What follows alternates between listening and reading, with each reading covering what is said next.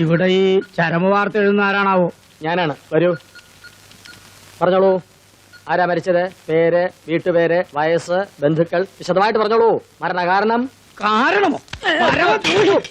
പുലി പോലെ ഞാനിവിടെ ജീവിച്ചിരിക്കുമ്പോ ഞാൻ മരിച്ചു എന്ന് പറഞ്ഞ എന്റെ ഫോട്ടോ സഹിതം പത്രത്തിൽ അത് കണ്ട് റീത്തുമായി കുറെ ഏഭ്യന്മാര് വീട്ടിൽ കണിയും. പോസ്റ്റ്മാന്റെ വക പിന്നാലെ ആരാരും അറിയാണ്ട് ഒരു മൂലയിൽ കിടന്ന് മരിച്ച കുഞ്ഞിരാമ പൊതുവാളുടെ സ്ഥാനത്ത് 4 ആളറിയണ ബ്ലോക്ക് കമ്മിറ്റി പ്രസിഡന്റ് ഈ കുഞ്ഞികൃഷ്ണ പൊതുവാളുടെ പടം തന്നെ കൊടുക്കണല്ലേ എനിക്ക്? രാമൻ എന്നുള്ളത് മാറി കൃഷ്ണനായി പോയതാണ്. പറ്റിയതാണ് സാറ്, ദയവായി ക്ഷമിക്ക്. ഒരു തിരുത്തു കൊടുക്കാം. അതെ, മരിച്ചിട്ടില്ല, മരിക്കാൻ പോണേ ഉള്ളൂ എന്നും പറഞ്ഞ്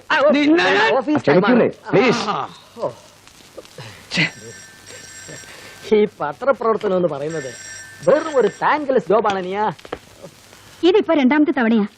ഇനി ഇത് ആവർത്തിച്ചാൽ തരകന് പഴയ പ്രൂഫ് റീഡറുടെ കസേരയിൽ തന്നെ പോയി ഇരിക്കേണ്ടി വരും. എനിക്ക് റിപ്പോർട്ട് ചെയ്യാതിരിക്കാൻ പറ്റില്ല. Sorry madam.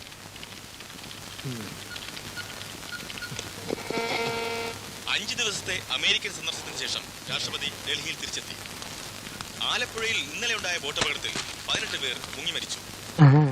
ശബ്ദം കുറയ്ക്കൂ. വന്നല്ലോ ഗുരുനാഥൻ. മൂർത്തി സാറേ, ഇത് മിസ്റ്റർ അനന്തകൃഷ്ണൻ, പുതിയ സബ് എഡിറ്റർ ട്രെയിനിയാ. Good morning sir. മൂർത്തി സാറിന്റെ അസിസ്റ്റന്റ് ആയിട്ടാ ആദ്യത്തെ പോസ്റ്റിംഗ്. എന്താ തന്റെ ക്വാളിഫിക്കേഷൻ? MA ലിറ്ററേച്ചറാണ്. അതല്ല ചോദിച്ചത്, ഈ പ്രൊഫഷനിലേക്ക് വരാൻ എന്താ യോഗ്യതയെന്ന്. അത് പിന്നെ എനിക്ക് അങ്ങനെയൊന്നുമില്ല, ഞാൻ ഫ്രഷ് ആയിട്ട് വരികയാണ്. മറ്റ് എക്സിക്യൂട്ടീവ് പോസ്റ്റുകളൊന്നും തടഞ്ഞു കാണൂല. വാദ്യാർ പണിക്ക് കോഴ കൊടുക്കാൻ ചില്ലുവാനും തികഞ്ഞു കാണില്ല. എന്നാ പിന്നെ ആർക്കും വേണ്ടാത്ത ഒരു പണിയില്ലേ? കറക്റ്റ്. അല്ല സർ, ജെനുവിൻ ഇൻട്രസ്റ്റ് കൊണ്ടാണ് ഞാൻ അപേക്ഷിച്ചത്. But don't ever think that this is a bed of roses. മുഴുവൻ മുള്ളുകളും ദുർഘടങ്ങളുമാണ്. ശരിക്കും ഒരു ശരശയ്യ. ഇവിടെ പിടിച്ചു നിൽക്കണമെങ്കിൽ ഒരുപാട് അനുഭവിക്കേണ്ടി വരും. തളരാതെ പിടിച്ചു നിൽക്കണം. എന്തും ചലഞ്ചോടെ നേരിടാനുള്ള ഒരു സ്പിരിറ്റ് ഉണ്ടാവണം. ആ സ്പിരിറ്റ് ഒരു ലഹരി പോലെ ഞരമ്പിൽ കത്തി നിൽക്കണം. എങ്കിലേ തന്നിൽ ഒരു ജേർണലിസ്റ്റ് ജനിക്കൂ. റിപ്പോർട്ടിങ്ങിലാണ് തുടക്കം. റിപ്പോർട്ട് ചെയ്യേണ്ടത് വാർത്തകളാണ്. ഇറങ്ങ്.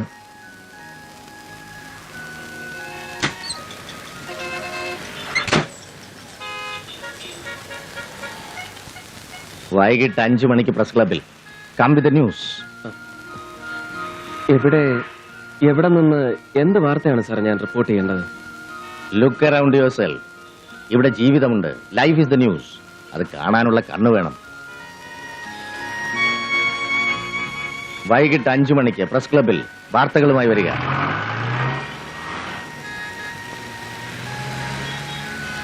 Look around yourself. ഇവിടെ ജീവിതമുണ്ട്. Life is the news. അത് കാണാനുള്ള കണ്ണ് വേണം.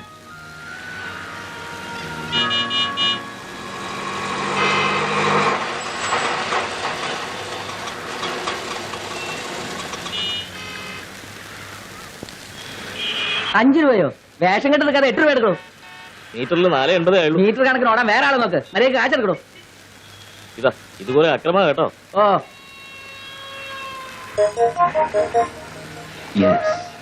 ഏയ് ഓട്ടോ, എവിടേക്കാ? ബ്രോഡ്വേ. ഞാൻ അങ്ങോട്ടില്ല. പിന്നെ അങ്ങോട്ടാ? കച്ചേരി പടിക്കലേക്ക്. എങ്കിലും അങ്ങോട്ട്.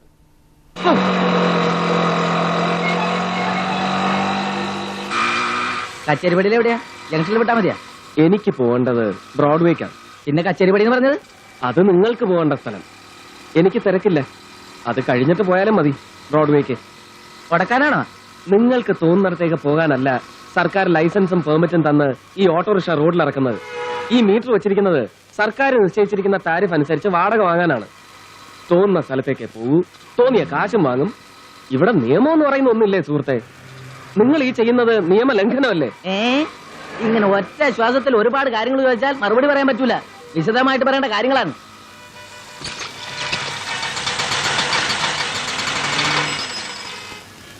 വേണ്ട, ഈ സാറിന് നമ്മളെ കുറച്ച് നിയമം പഠിപ്പിക്കാനുണ്ടെന്ന്. വരണടാ. എന്റെ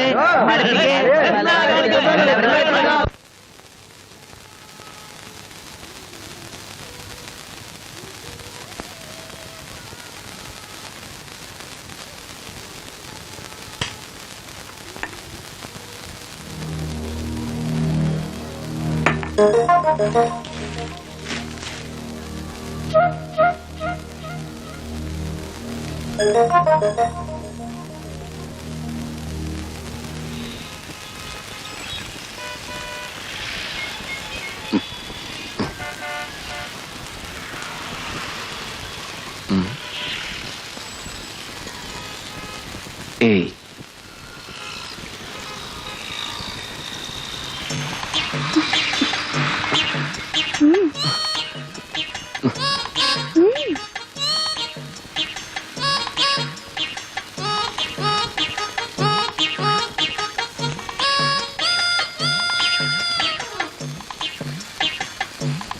എന്താ പേര്?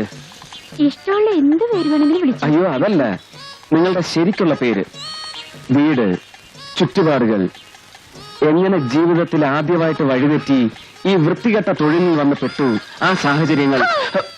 വൃത്തികെട്ട തൊഴിൽ ചെയ്യുന്നതേ നിന്റെ വീട്ടിലുള്ളവരാ. പരമ നാറി. നീ ആരടാ? മൈസേട്ടോ കിണങ്ങിച്ച് പോയ പോരെ ഇത് ന്യായം വിസ്തരിക്കണം. എന്താടാ ഇവിടെ? സർ, ഞാൻ നിന്നെ ഇവിടെ കണ്ടുപോലെ ഒന്ന് പലവട്ടം പറഞ്ഞിട്ടില്ലേ? ഞാൻ എന്റെ പാട്ടിന് പോവായിരുന്നു സാറേ. ഇയാൾ എന്നെ പിടിച്ചെടുത്ത് വേണ്ടതിന് പറയാ. പട്ടാ പകലും നടു റോഡില് പോടാ.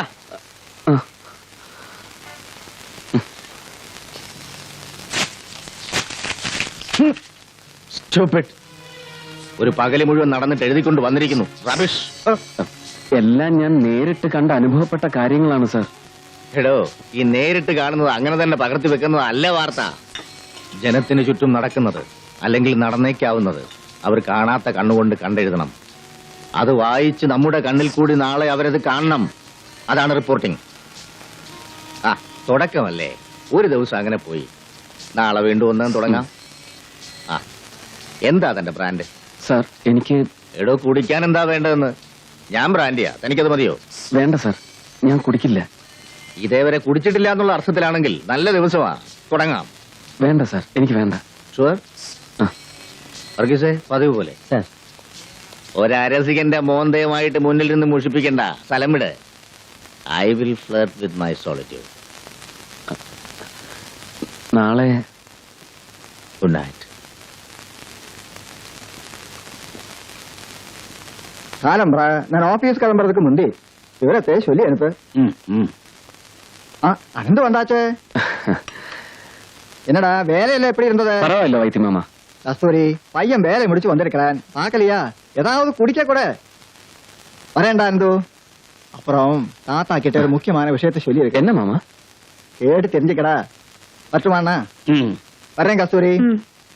உஷா, இந்த உனக்கு மல்லிப்பூ. இது அம்மா கிட்ட கொடு. என்ன தாத்தா விஷயம்? நம்ம உஷாவோட கல்யாண விஷயம். எங்கிருந்து? நம்ம ருக்கு இல்லையா, வைத்தி பொண்டாட்டி, அவளுடைய தம்பி தான். பாலக்காடு இன்ஸ்ட்ருமெண்டேஷன் கம்பெனில ஓவர் சிராக்கும். அப்படியா? ஆமாண்டா, தெரிஞ்ச வரைக்கும் ரொம்ப நல்ல இடம் தான். எதுக்கும் உன்னை கேட்டுட்டு பதில் சொல்றேன்னு சொல்லியிருக்கேன். என்ன கேக்குறதுக்கு என்ன தாத்தா? உங்களுக்கும் அம்மாவுக்கும் ஓகேன்னா எனக்கும், உஷா அம்மாவுக்கும் சரிதான். பையன் வந்து பொண்ணை பாக்கட்டுமே. பொண்ணுக்கு பையனை பிடிச்சதுன்னா கல்யாணம். ஏண்டா, பையனுக்கு பொண்ணை பிடிக்க வேண்டாமா? அடாடாடாடாடா, இந்த முகத்தை பார்த்து எவனாவது பிடிக்கலன்னு சொல்லிடுவானா?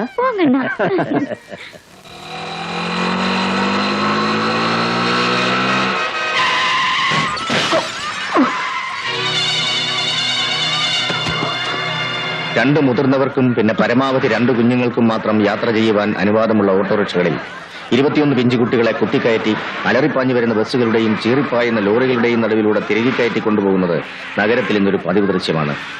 ഏതു നിമിഷവും ദുരന്തം നഗരവീഥിയിൽ രക്തക്കളമൊരുക്കാം. 21 കുടുംബങ്ങളുടെ പ്രതീക്ഷകൾ ആ കുരുതിക്കളത്തിൽ ചതഞ്ഞറിയാം. ഈ ക്രിമിനൽ കുറ്റത്തിന് നേരെ കണ്ണടയ്ക്കുന്ന നിയമപാലകരാണ് യഥാർത്ഥ കുറ്റവാളികൾ. ഗുഡ്. ഇതിൽ താൻ കണ്ട യാഥാർത്ഥ്യമുണ്ട്. സംഭവിച്ചേക്കാവുന്ന ദുരന്തത്തെക്കുറിച്ചുള്ള പിക്ചറുണ്ട്. ഇത് നാളെ പത്രത്തിൽ വായിക്കുന്ന ഓരോ വീട്ടമ്മയും തന്റെ കുഞ്ഞിനെ ഓട്ടോറിക്ഷയിൽ കയറ്റി അയക്കും മുമ്പ് ഒരു നിമിഷം ഒന്ന് ആലോചിക്കും. അപ്പോഴാണ് ഇത് വാർത്തയാവുന്നത്. താനൊരു കാര്യം ചെയ്യേ, സ്റ്റാഫ് ഫോട്ടോഗ്രാഫറെ വിളിച്ച് വൈകിട്ട് സ്കൂൾ വിടുമ്പോ ഇതുപോലെ കുട്ടികളെ കുത്തി നിറച്ചു വരുന്ന ഒരു ഓട്ടോറിക്ഷയുടെ ഫോട്ടോ എടുപ്പിക്കും. ശരി, പക്ഷെ അത് അതിനുവേണ്ടി എടുത്താണെന്ന് തോന്നരുത്. നമുക്ക് നല്ലൊരു ഹ്യൂമൻ സ്റ്റോറി ആക്കാം. Thank you sir. Aaha, sir ഇവിടെ ഇങ്ങനെ ആവശ്യമില്ലാത്ത കാര്യങ്ങൾ സംസാരിച്ചോണ്ടിരുന്ന എങ്ങനെ? വന്നേ, എല്ലാവരും താഴെ റെഡിയായി. കൊച്ചിൻ ടവറിലേക്ക് പോകണ്ടേ? എന്താ കാര്യം? ഇന്ന് മലബാർ പ്ലാന്റേഷന്റെ ആനുവൽ പ്രസ് മീറ്റ് അല്ലേ? തന്റെ വെപ്രാളം കണ്ടപ്പോ ഞാൻ കരുതി അവിടെ ആരോ മരിച്ചു കാണുമെന്ന്. അതിന് ഞാനെന്തിനു വെപ്രാളപ്പെടണം?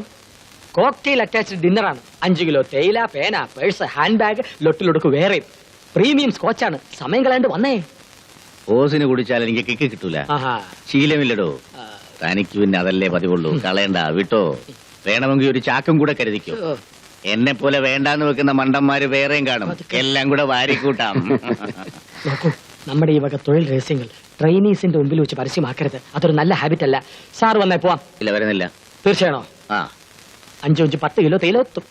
ചക്കാത്തിന് എന്ത് കിട്ടുക എന്ന് വെച്ചാലും തരകൻ കൈനീട്ടും.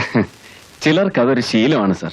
അല്ലടോ, ശീലമാക്കിയതാണ് അയാൾ, സാഹചര്യങ്ങൾ മൂലം. പാവം, വയസ്സ് 10-45 കല്യാണം പോലും കഴിച്ചിട്ടില്ല. ഇനി ആഗ്രഹമില്ലാഞ്ഞിട്ടല്ല, തന്തയ്ക്കൊറ്റ ആന്തരിയാണ് തരകൻ. താഴെ 5 പേര്. റിവേഴ്സ് എടുക്കാൻ മക്കളുടെ ചുമതല മുഴുവൻ ഈ പാവത്തിന്റെ തലയിൽ വെച്ച് ഇയാളെ നരകത്തിൽ തള്ളിയിട്ട് നാളെ ആശാനിത് എങ്ങോട്ടാ? ആ, താനോ? വാ, കയറ്. ഞാനിന്ന് ഇവിടെ ക്യാമ്പ്. വാ, നമുക്ക് ഗസ്റ്റ് ഹൗസിലേക്ക് പോവാ. കൊല്ലം എത്രയും നമ്മൾ തമ്മിലൊന്ന് ആഘോഷിച്ചിട്ട് വാ. ഇല്ല, ഇയാള് പോ. വലിപ്പം വെപ്പിക്കാണ്ട് കയറാശാനെ. ഞാൻ പഴയ ബാലല്ലേ വിളിക്കുന്നേ. ഞാൻ പഴയ കൃഷ്ണമൂർത്തി തന്നെയാണ്. പക്ഷെ താൻ പഴയ ബാലനല്ല. ആഭ്യന്തര വകുപ്പ് മന്ത്രി വലപ്പാട് ബാലകൃഷ്ണൻ. ആ പത്രാസ് കാണിച്ച് എന്റെ മുമ്പിൽ ആളാവണ്ട. നാവ് ചൊറിഞ്ഞാ ഞാൻ വല്ലതും വിളിച്ചു പറയും. കുറച്ചില് തനിക്കാ. പോ. എന്നാ ശരി, എങ്കിൽ പിന്നെ അങ്ങനെ തന്നെ. എന്താണ് നോക്കിക്കുന്നത്? ഒന്നുമില്ല.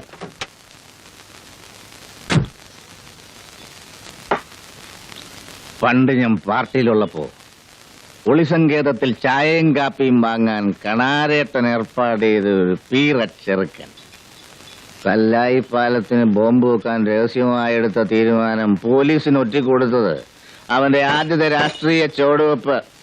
പിന്നെ തിരിഞ്ഞു നോക്കിയിട്ടില്ല. കയറ്റങ്ങൾ മാത്രം. ആൻഡർവെയർ മാറുന്നത് പോലെ പാർട്ടി 4-5 മാറിയെങ്കിൽ എന്ത്? ഇന്നവൻ ആഭ്യന്തര വകുപ്പ് മന്ത്രി. ഗസ്റ്റ് ഹൗസിലേക്ക് സൽക്കാരത്തിന് ക്ഷണിച്ചിരിക്കുന്നു എന്നെ. സാറിന്ന് ഒരുപാടായി. അതേടോ, ആ നാറിയെ കണ്ടതിന്റെ ചൊരുക്ക് വിടാൻ പതിവിൽ 4 കൂടി. നാളെ വെള്ളിയാഴ്ചയാണ്. സാറിന്റെ കോളം 4 മണിക്ക് മുമ്പ് എഴുതി വാങ്ങിച്ചെത്തിക്കണമെന്നാ പറഞ്ഞിരിക്കുന്നത്. പേന എടുത്തെഴുതാൻ ഇന്നലെ എനിക്ക് വയ്യ. അയ്യോ സാർ, കോളം മുടങ്ങും. താൻ എഴുത്, ഞാൻ പറഞ്ഞത്. എന്തിനെ കുറിച്ചാ എഴുതുക? ആരെ കുറിച്ചാ? ആ, വലപ്പാട് ബാലകൃഷ്ണൻ മന്ത്രി. അവന്റെ നെഞ്ചത്ത് തന്നെ ആവട്ടെ ഇന്നത്തെ താണ്ഡവം. എഴുതടോ ഹെഡിങ്. ആഭ്യന്തര വകുപ്പല്ല, അഴിമതി വകുപ്പ്.